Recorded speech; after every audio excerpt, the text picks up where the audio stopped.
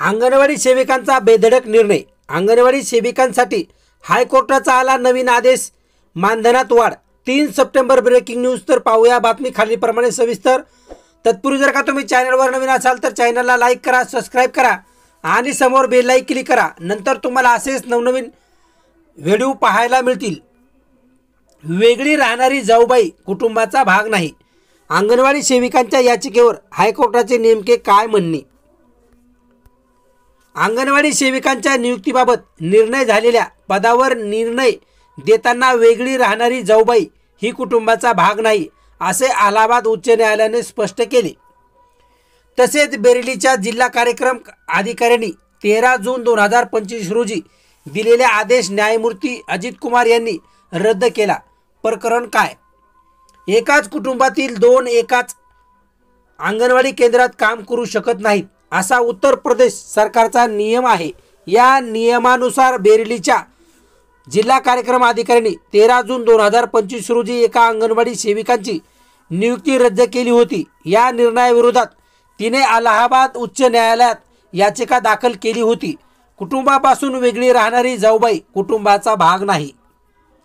याचिकाकर्त्या अंगणवाडी सेविकांच्या वकिलांनी न्यायालयात कुटुंब नोंदणीचे काही दस्तावेज सादर केले।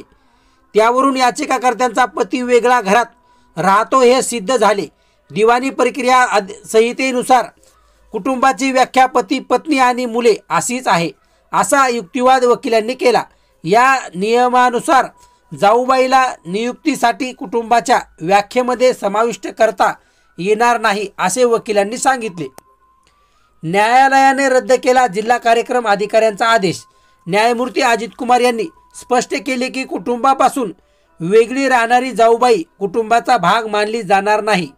जर दोघे बंधू एकत्र राहत असतील आणि एकच घर व स्वयंपाकघर वापरत असतील तरच त्या दोघांच्या पत्नी एकाच कुटुंबातील सदस्य मानल्या जाऊ शकतात। याचा अर्थ दोन्ही जाऊ एकाच कुटुंबाचा सदस्य मानले जातात। त्यामुळे या प्रकरणी केवळ जाऊबाई असल्यामुळे ती कुटुंबातील सदस्य ठरत नाही।